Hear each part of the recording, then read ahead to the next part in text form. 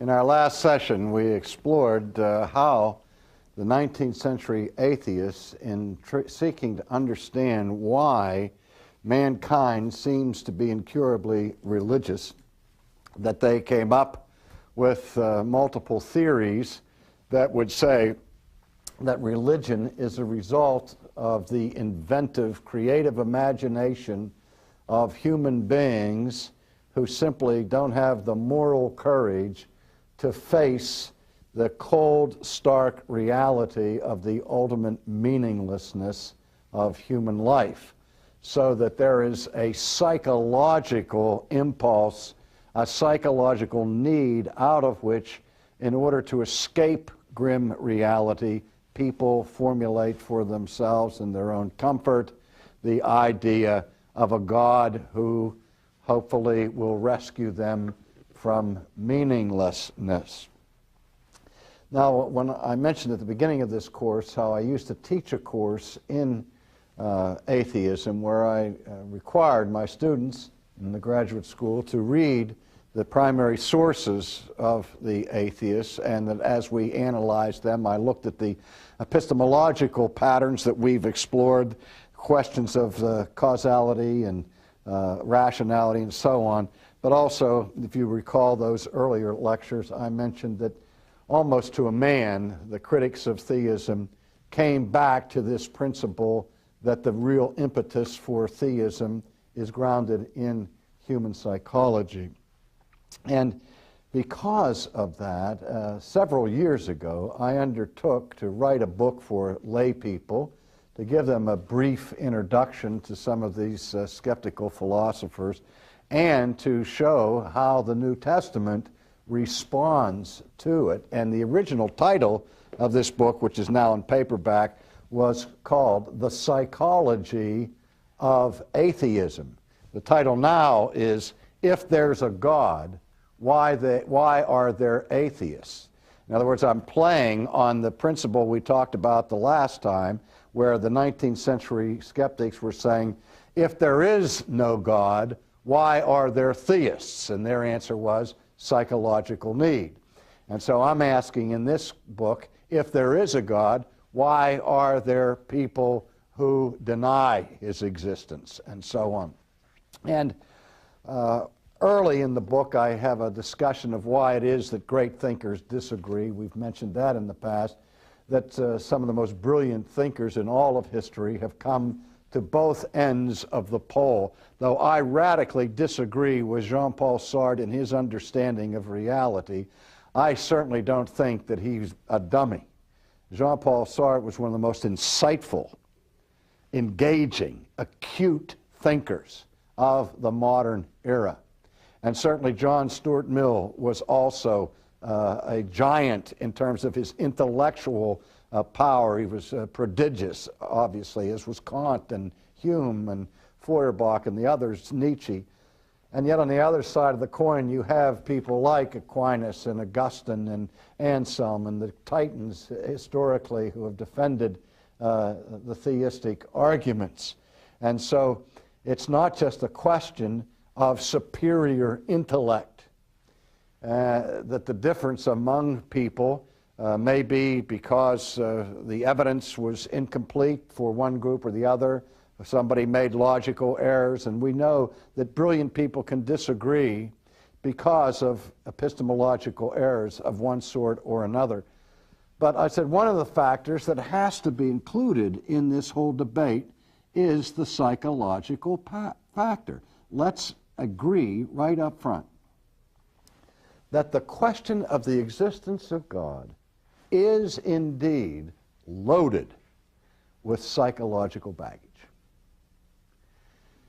I was at a soccer game last night, and I was sitting next to a man who was getting more and more exercised by the referee's calls because he felt that the referee was favoring the opposing team. And he asked me about it after the game. And I said, you know, I used to be a basketball referee when I was in seminary. And I can tell you this, that when I was refereeing basketball games with another guy, and if the place was filled to capacity, I knew that there were only two people in the whole room who didn't care who won the game. And it was me and the other ref. I said, because we didn't have a bias, we really didn't. But everybody else in that room had a bias. And they see plays through that. They anticipate, they think somebody's going to foul the person, and even if they don't touch them, in their eye, they see the foul and want to know why I didn't blow the whistle, or so on. And so we know that, and we all have experienced that as we root for our favorite teams in sports and the like. That we as people are capable of looking at the evidence through a lens that favors our own bias. And I have to say, before the whole world, that every bone in my body wants there to be a God. I can't stand the thought that my life is a useless passion.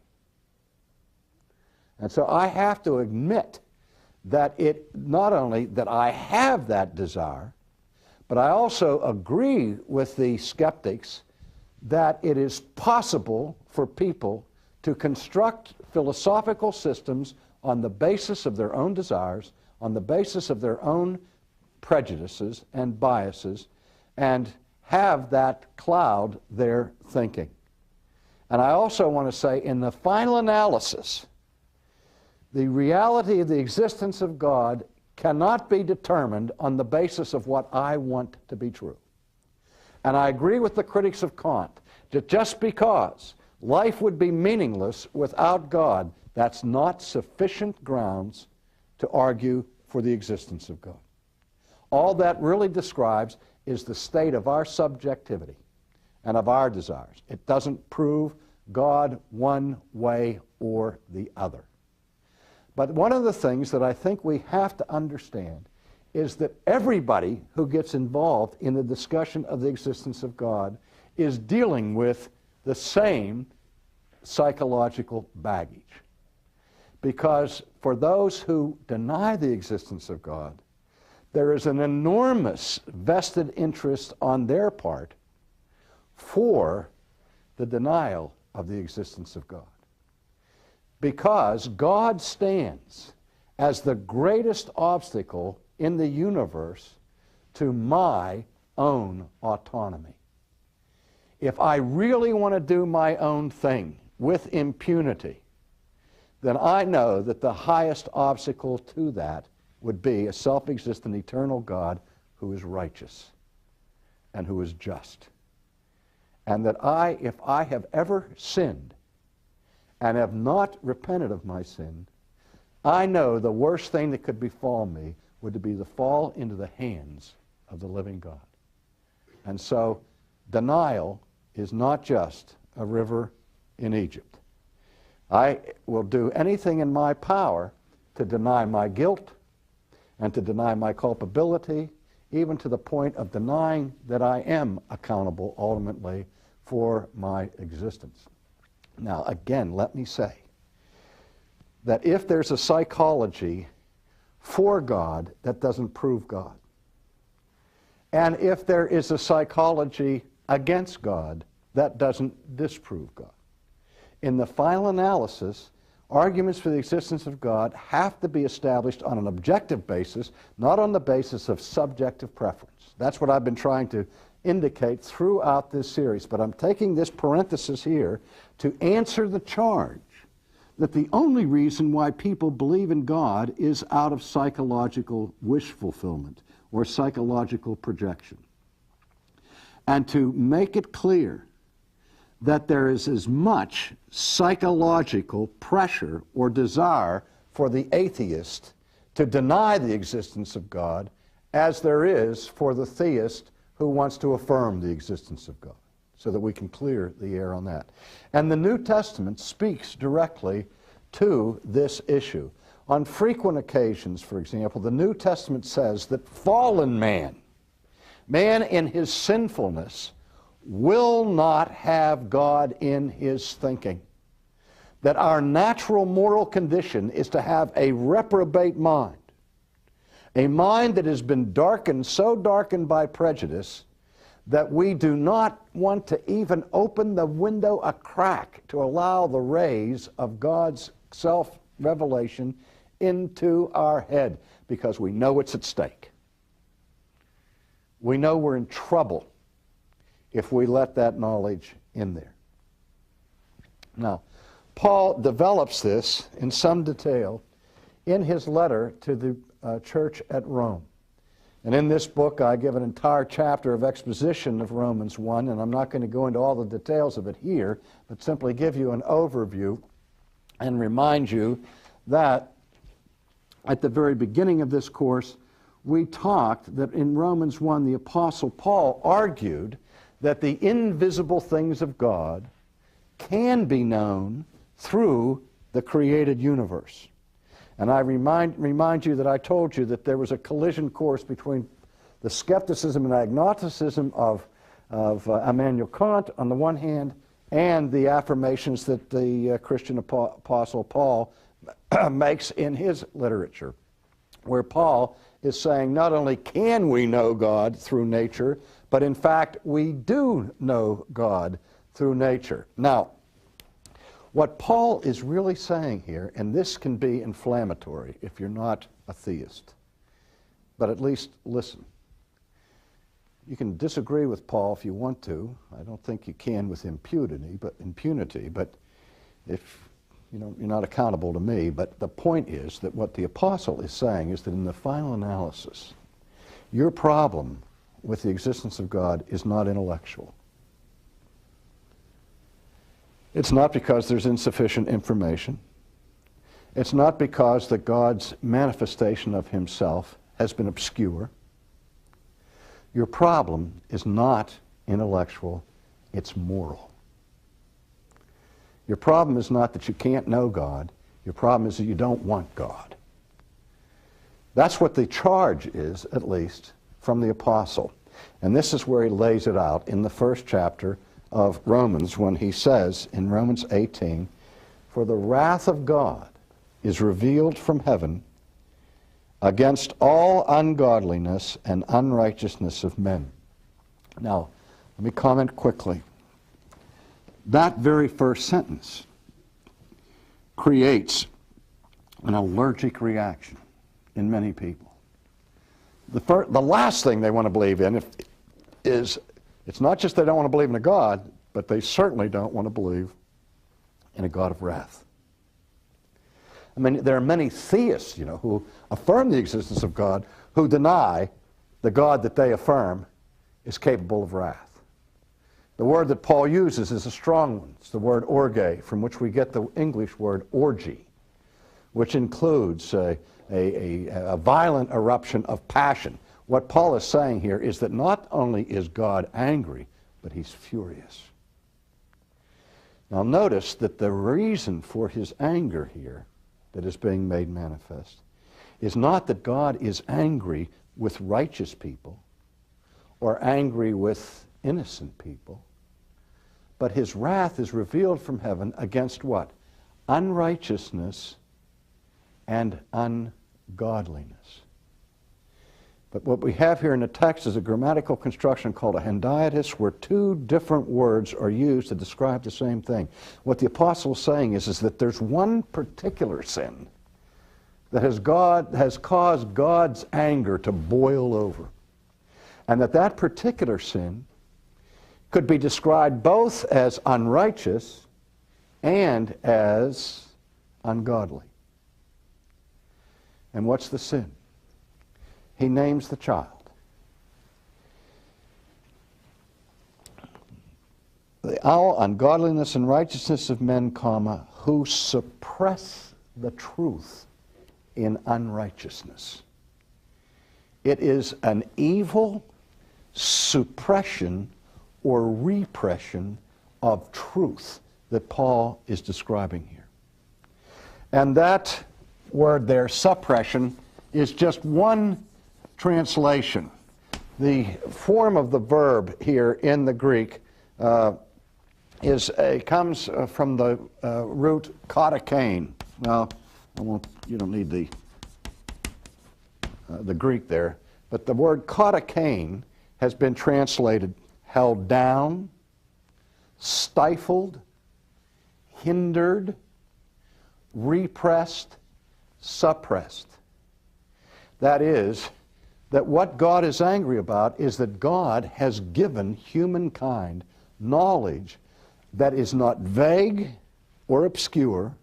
The word there is phaneros, that God has clearly, and the Latin is manifestum, has manifested himself so clearly to every human being.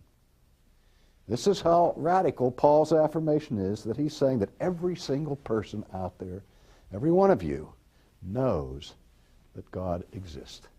Because God has shown himself to you through the things that have made, and that he has demonstrated himself to you clearly, manifestly. But that what we do with it, every one of us, by nature, is to hold it down, to so resist it, that we take that information, that knowledge, and we bury it. We suppress it or repress it. Now, if we want to talk in psychological categories, let's translate this phenomenon that Paul is describing here into modern psychological categories. What kind of knowledge, according to the psychologists and psychiatrists, do we as human beings characteristically repress or suppress? Happy thoughts? No. What we call the images or the memories of painful, traumatic experiences. That's why if you go to see your psychiatrist because you experienced an undefined angst or a nagging fear of some sorts, or you're upset about something and you don't know why, and so you ask the psychiatrist to explore. He may give you an ink blot test. He may explore your dreams. He may use symbolic associations, and he'll ask you things, explore your relationship with your parents, and he'll say to you, "Now, how did you get along with your mother?" And you answer the psychiatrist and you say, "Mother, I had a wonderful relationship with my mother. My mother and I got along terrific. I thought my mother was the most wonderful person in the whole world. Why do you ask me about my mother?" So the psychiatrist is not only listening to the words, but he's paying close attention to the non-verbal message that you're giving. And he does it for this reason. He knows that if we bury a painful memory, that repression or suppression does not annihilate the memory, does not destroy the memory. It is buried, but it wants to come back out. In other words, the force of katakain means to push something or hold something down by applying pressure against a counter pressure. The best image that I can think of is if you had a giant spring, very thick coil on the spring, where you had to push it down with all of your might in order to compress it, knowing that if you release the pressure that you have on it, that spring is going to come back up. And so it is with traumatic experiences. We bury them, but they'll come out through dreams. They'll come back up through symbolic gestures. They'll come back up, here's the key, in a less threatening form than they entered the consciousness in the first place. Later on in this text, the Apostle Paul uses another Greek word, which is a form of the verb metalasso, which means to trade or to exchange, in which he says, men knowing God through God's self-disclosure, once they repress or bury this knowledge, exchange the truth of God for a lie and serve and worship the creature rather than the Creator who is blessed forever.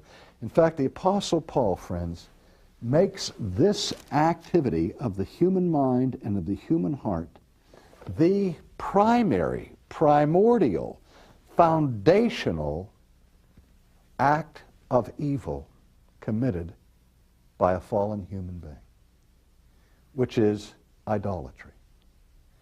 To change the truth, trade it in, and embrace the lie. And again, if we take that into contemporary categories, this is exactly what the psychiatrist understands we do. That we don't destroy the original image or the original idea or memory. We trade it. So that if I had a problem with my mother, that problem comes out not in my conscious discussion, but through some tic or some gesture where I can now deal with it in a safe way. The apostle is saying there is a psychology to atheism. Because he goes on to say what it is that we fear more than nature, more than meaninglessness, is that the greatest fear that any human being has by nature is to be held accountable by a God who is holy. Because in the presence of the holy, we are immediately exposed of being unholy. And so the God of Scripture is a God who is omniscient, who knows everything about us. He's a God who is omnipotent, who is all-powerful. He's a God who is altogether holy, and worst of all, he's immutable. There is no hope that he'll ever grow weak and lose his omnipotence. There is no hope that he'll ever have a senior moment and lose his knowledge of everything that I've ever done. He will never get Alzheimer's disease. There's no hope that he'll ever compromise his righteousness or his holiness, because he is immutably holy, immutably omnipotent, and immutably omniscient. And all of these things are revealed through nature, and we know it by nature. And because that is so terrifying, it is our basic disposition as fallen creatures to have a vested interest to flee, since Adam and Eve fled the garden and hid in the bushes because they were naked and they were ashamed. That's the biggest barrier we have to coming to a full understanding of God, that we too are naked and we know it.